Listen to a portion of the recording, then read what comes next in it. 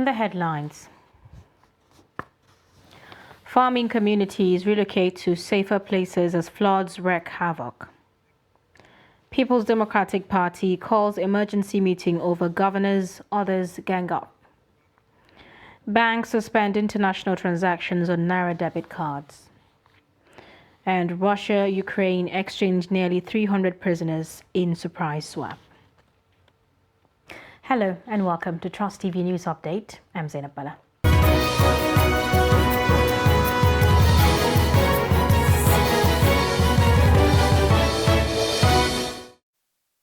Hello and welcome. Now, hundreds of people across farming communities in Jigawa State are currently fleeing to safer places as flash floods continue to wreak havoc on their houses and farmlands. Trust TV correspondent Idris Jibril reports that in many places, residents are using wooden boats to cross over to the next community. His report. Road is broken, communities inaccessible, as residents resort to these uncertain methods of reaching their villages. Each person pays about 200 naira to cross over. We have a wooden boat that used to carry 30 people. There is the one that used to carry 24 people, but my own used to carry only 4 people. Many are taking refuge in a nearby filling stations. Schools have also been converted into refugee camp. They say the water has destroyed virtually everything they have and have been struggling for over 10 days to come to terms with the situation. Government officials have asked us to evacuate our families from this place to Hadija and nearby communities that are not affected by this flood. Even the State Emergency Management Agency officials that came here, they say we should all evacuate our families. Like you can see, everything is gone here, and we are moving our families away from this village.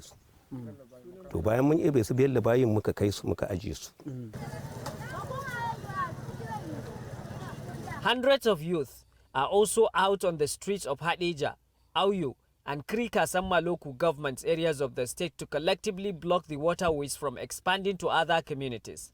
But they say the situation is beyond their control. The rich people in Hadija local government and also government officials have given us money to buy sand and also wood that will help us to block the waterways. And we have been carrying it. In fact, I was among the people that carry the wood and the sand that we are using now in blocking these waterways. Across many communities in Jigawa State, residents can no longer access their homes. There is little or no medical facilities, not even a bed or mattresses for these people to lay their heads at night. Honestly, like you have seen it yourself, we are in a difficult situation. We don't know what to do, and we are not sure this town will escape this problem. It might submerge any moment from now. All we are asking is for government to help us. At the moment, thousands of these people say they await for government intervention, even as their situation continues to deteriorate. Idris Jibril, Trust TV News, Jigawa. No fewer than 14,496 farms were destroyed by flooding in 5 local government areas of Kano State. The Director General National Emergency Management Agency, Mustafa Habib, made the disclosure during an on-the-spot assessment tour of communities ravaged by flood in Warawa and Wudil local government areas of the state on Wednesday. Habib said the assessment report would be compiled and submitted to the Ministry of Humanitarian Affairs, Disaster Management and Social Development for onward submission to the President. He pointed out that the federal government would intervene in the matter as soon as possible, but it is an emergency that requires immediate intervention. The Executive Secretary of Kano State Emergency Management Agency, Dr. Saleh Jili, said the increase in floods was a result of the spillway of Tiga Dam. One person is feared dead and several farmlands washed away in Maliki, a suburb of Zaria local government area, on Tuesday evening. These followed torrential rainfall that lasted several hours. The bridge, which is set to link more than 20 communities in the western part of Zaria, collapsed after it was submerged by water. The victim has been identified as one Alhaji Awalu. Meanwhile, youth in the area have since embarked on the reconstruction of the bridge through communal effort, while appealing to local and state governments to hasten the reconstruction of the bridge to facilitate movement of people and goods across the area. Now, the leadership of the People's Democratic Party on Wednesday convened an emergency meeting following the withdrawal of Governor Nyesom Wike of Rivers State. His Oyo State counterpart, Seyi Makinde, ex-Information Minister Professor Jerry Gana, and other prominent party chieftains from the party's Presidential Campaign Council. The party spokesman, Debo Olunagba, said on Wednesday that the party had been meeting since Wike's camp announced its withdrawal from the Campaign Council, adding that the National Working Committee would announce its decision on Thursday. The Wike camp had announced its plan not to participate in the Campaign Council, which was scheduled for inauguration next Wednesday, after a meeting at Wike's private residence in Port Harcourt, Rivers State, on Wednesday morning. It hinged its decision on the failure of the party's chairman, Iyorchia Ayu, to resign from office, insisting that the position must come to the South for balance, justice, and equity. The Independent National Electoral Commission, INEC, said a former governor of Kano State, Senator Ibrahim Shekarau, remains the senatorial candidate of the new Nigeria People's Party, NNPP. INEC's National Commissioner and Chairman Information and Voter Education Committee, Festus Okoye, said the former governor remains the candidate of the NNPP for Kano Central Senatorial District, noting that July 15, 2022 was stipulated as the last day for withdrawal and replacement of National Assembly candidates, and Shekarau withdrew his candidature on the 26th day of August 2022. Shekarau, who defected to the People's Democratic Party from NNPP on August 29th, was on Tuesday listed as the candidate of the NNPP for Kano Central by INEC. Reacting, the publicity secretary of the NNPP in Kano, Abdullahi Ibrahim Rogo, said the party was not surprised that Shekarau's name appeared on its slot, adding, however, that it has started the process of correcting the anomaly. The Academic Staff Union of Universities says it would appeal the order given to it by the National Industrial Courts to resume work immediately. The union specifically said it already assembled its lawyers led by a renowned human rights activist, Femi Falana, a senior advocate of Nigeria, to file an appeal. Chairman of the union, Lagos Zone Adelaja Odukoya, in a statement urged members of the union to remain calm and united to fight till the end. The National Industrial Court, sitting in Abuja on Wednesday, ordered the striking university lecturers in the country to shelve their strike and return to the classrooms due to importance of education and national development. ASUU embarked on strike on February 14th to press home its demands, ranging from acceptance of its payment platform, among others. The chairman of the Committee of Pro-Chancellors of State-Owned Universities of Nigeria, Yusuf Ali, says 70% of state-owned universities were not affected by the Academic Staff Union of University strike. Ali, who is the Pro-Chancellors of Osun State University, spoke during the convocation lecture delivered by the former Vice-Chancellor, University of Ibadan, Professor Abel Idowu. He said the no work, no pay policy helps in preventing staff of universities from embarking on strike. The guest speaker in his lecture lamented that the number of Nigerians pursuing education outside the country is very high due to recurrent strikes in public universities in Nigeria.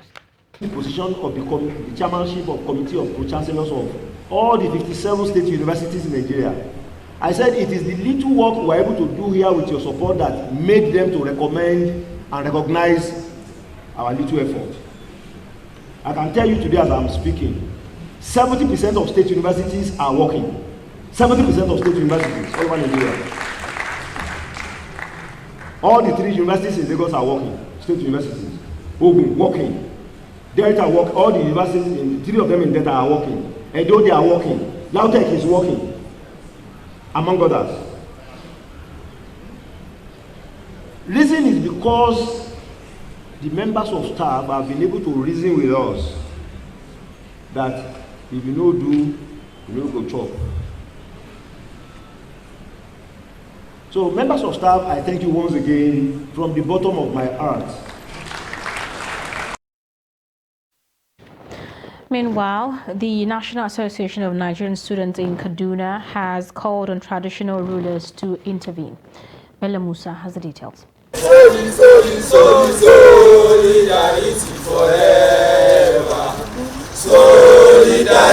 According to the student union, parties involved in the strike have not shown enough commitment to ending the strike, noting that this has made them lose an entire academic calendar. We have effortlessly come to the conclusion that there is not enough commitment being demonstrated by the parties concerned to bring an immediate end to the lingering strike by ASUU. In the history of our nation, at this point, that ASUU and every well-meaning Nigerian is clamoring for the revitalization of the education sector. The voices of our traditional rulers have not been heard. And as such, we call on them to speak up, add their voices to these issues, because this is an issue of national development. The student union also explained the reason behind suspension of its earlier street protest in Kaduna State. However, due to several calls from well-meaning Nigerians and calls by the security agencies for consideration of the peculiarity of Kaduna with regards to the volatility of the security of the city, we have chosen to demonstrate the kind of gesture that we expect the negotiating parties, especially the federal government being the big brother, to exhibit in their meetings so far. NANS had earlier announced plans to stage a protest at Goningora along Kaduna-Abuja Road, but Kaduna State government issued a statement advising citizens to desist from blocking the road and deploy heavily armed security to the area on Wednesday morning. Bella Musa, Trust TV News, Kaduna. You're watching Trust TV News Update. Coming up, celebrating peace in the midst of challenges. Details of this story after the break. Do stay. Which kind wire you gon' need to light up your light? Oh man, the quality wire. Now which kind cable you gon' need to light up your house? Oh man, the quality cable. Coleman quality. Coleman wire. Coleman durable. Coleman cable. Coleman can't. Coleman cable for any kind of project. Come and be the come and see, come and see. Come and be the Coleman won't light up your light. Come and be the come and see. Come and be the COLEMAN. Quality, quality. To the bull. Oh yeah. Now come and be the Baba. Every patriotic Nigerian should hear this. Any politician who means well for the people will never allow themselves or their supporters to engage in any violent, destructive activities. No politician who truly wants to serve the people and develop the nation will encourage his followers to destroy properties or take human lives before, during, or after the elections. The Nigerian public must watch out for these traits and isolate any politician who encourages supporters to engage in violence. No genuine politician or patriot will cause trouble and seek to destroy the very society which they aspire to lead or develop.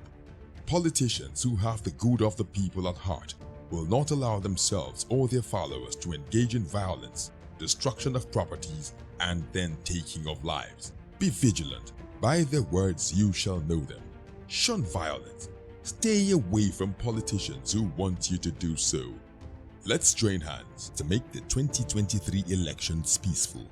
This message is from the National Orientation Agency, NORA.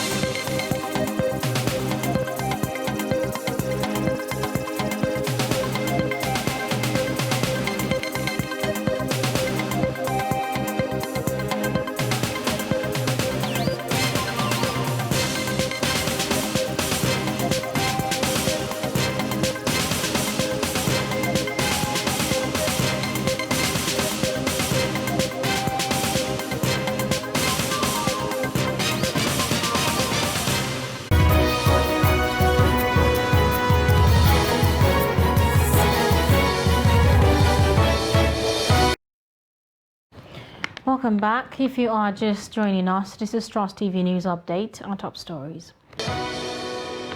Farming communities relocate to safer places as floods wreak havoc. People's Democratic Party calls emergency meeting over governors, others gang up.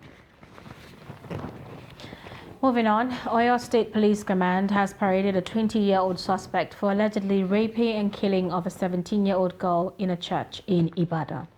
The suspect was paraded alongside 20 others at the Oyo State Police headquarters in Ibadan. The Oyo State Police in Oyo revealed that the lifeless body of the victim was found beside a Bible school in Olodo area of Ibadan, violated. It was learned that the suspect was alleged to have invited the deceased into a church where she was killed. 20 other suspects paraded by the police were also alleged armed robbers, vandals, and those involved in other forms of notorious crimes. The police said a sum of 2.5 million naira, cars and ammunition were recovered from the suspects.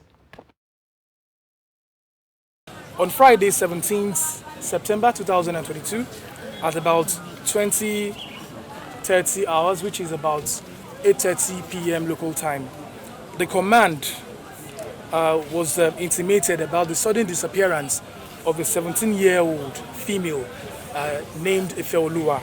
In addition to the above, the command, through painstaking and diligent investigations, were able to apprehend one Kolade Tosin male, a 20-year-old that has voluntarily confessed to the crime.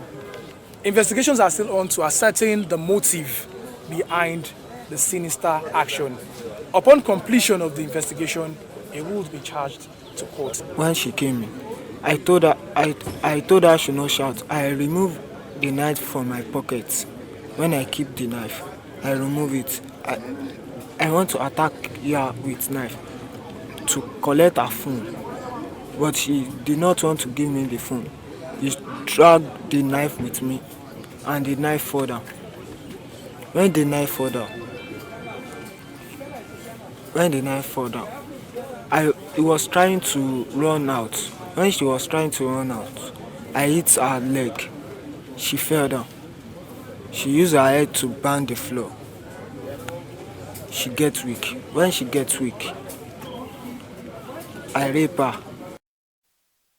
A very sad story there. Now, in other news, a security guard, Suleiman Wizi, who worked at the New Market in Jos North local government area of Plateau State, has been murdered by suspected armed robbers in the market on Tuesday. The suspected robbers who killed Suleiman at his workplace also broke into 3 shops in the market to steal huge amount of money. Trust TV had on Monday reported how a market security guard, Muhammad Kabiru, attached to Kaswar Dari, was killed. Ado Musa completes the story. This is the second time in 3 days that market security guard will be murdered in 2 different markets in the state capital. On Sunday, Muhammad Kabir, attached to Kaswar Dere, was slaughtered at his workplace, and 2 days after, Suleiman Wizi was reported also killed at his workplace, a situation that worries traders in the state. Sabo Buhari, assistant chairman of the New Market, who confirmed the incident, told Trust TV that he was called around 4 a.m. midnight and told one of the security guards working at the market was killed. When I saw 4 missed calls from the chairman of vigilante group of the area, I concluded that all was not well. When I called him back, he told me that a security guard attached to the market was killed. And on getting to the market, I saw the corpse of the deceased. They hit him severally with a hammer to death. It is worrisome. We have reported the case to police at C Division. We have woken up with sad news. They killed our fearless security guard and broke into my shop and stole money. I can't give the exact amount they have stolen. They also broke into the next shop and stole money. We can't ascertain how much was stolen in the incident. It is very unfortunate and worrisome. We have woken up with sad news. Armed robbers invaded our market, killed a security guard and broke into our shops. They stole our money. We pray Allah to bring an end to this menace. We also pray Allah to forgive the deceased. When contacted on the killing, the spokesperson of the State Police Command, DSP Alabo Alfred, did not respond to calls. The traders, however, hope that those who are perpetrating this evil act will be traced and be exposed. Ado Musa, Trust TV News, Jos. The International Human Rights Commission, IHRC, has called for deliberate efforts to end mass migration in the country. The IHRC made the call in Abuja at a press briefing to mark the 2022 International Day of Peace with the theme 2022 is End Racism, Build Peace. Chamunda Beng was there. Racism is a major issue in many parts of the world, with foreigners suffering different levels of discrimination, with many cases resulting in loss of lives. With the mass migration happening in Nigeria, what this means is that many Nigerians abroad are at risk of racial discrimination. Among the many factors pushing Nigerians out of the country is the faulty legal framework in Nigeria. People are still in prison for 5 years, 10 years, awaiting trial. We are in a country where the sentence of a man ought to be a 5 years punishment for an offense he committed. And that same man had already spent 8 years awaiting trial. Nigeria's poor economy has only exacerbated the issues, with the country currently facing an inflation rate of 20.52% and an unemployment rate of 33.3%. Added to the above is underemployment, which sits at 22.8%, youth unemployment at a whopping 42.5%, as well as insecurity, which remains a major issue. What is happening today? A lot of us, our people, let's be specific here, Nigeria, are migrating to the West. A lot of them go there. Everybody wants to go out. Why? What's the reason? 2 reasons. Economy is bad. Am I right? Second reason, security. See what is happening. Kidnapping everywhere. Bombing everywhere. Nobody, in fact, as you are living, you just have to ask God to give you security, because it's alarming. And so when these people migrate over there, when all of them leave to those Western and all that, what will happen? They will start seeing us as people that are begging them. They will start seeing us as people that are nobody. Imagine we are a country that maybe 10 Nigerians should be there. They now see 100. So they now treat us as nobody. That is the main reason for racism. Youths are moving. Everybody's moving. Because why? The economy is bad. The IHRC is calling on African leaders to improve the economy of their countries, to put an end to mass migration and also ensure peace in the continent. Chamun Dabeng, Trust TV News, Abuja. Kano State government has acquired the residence of late former Nigeria's ambassador to the United Nations and Ambassador in Kano for the establishment of Yusuf Mai Tamasule Center for the advancement of democratic politics and good governance. The State Commissioner for Information, Muhammad Garba, said this in a statement on Wednesday. According to Garba, construction works have commenced at the residence and the old British Council Library along Emir's Palace in the ancient city. The statement said the initial contract sum for the project, put at 621,604 million, will be in 2 phases, which consisted of a museum and the main center, beginning with the construction of the museum. Yusuf Mai Tamasule, a politician, diplomat, and elder statesman, died on July 3, 2017, at age 87. Nigerians will not be able to use their Naira debit cards for international transactions as scarcity of foreign exchange worsens in Africa's largest economy and biggest oil exporter. Reports say some banks have already alerted their customers on the latest development, while others are keenly watching activities before implementing the policy owing to the scarcity of forex. This development is coming a few months after banks in the country reduced the monthly international spending limit on Naira cards to as low as $20. The daily international withdrawal limit has been around $100 per most banks until March, when banks cut international spending. And on the foreign scene, Russia and Ukraine have carried out a surprise prisoner swap involving nearly 300 people, the largest since Moscow's invasion began nearly 7 months ago. Those released include prisoners of war from countries including the United States, the United Kingdom, and Morocco, some of whom had been sentenced to death after being captured in Ukraine and accused of being mercenaries. Russia also freed some 215 Ukrainians, including the 5 commanders who led a prolonged Ukrainian defense of the southern port of the Mariupol earlier this year. In exchange, Ukraine sent back 55 Russians and pro-Moscow Ukrainians and Viktor Medvedchuk, the leader of a banned pro-Russian party who was facing charges of treason. The deal, hammered out with the help of Saudi Arabia and Turkey, had been under preparation for some time and involved intense haggling. And that's it on News Update. Do not forget to follow us across all our social media platforms. I'm Zainab Bala. Thanks for your time and company.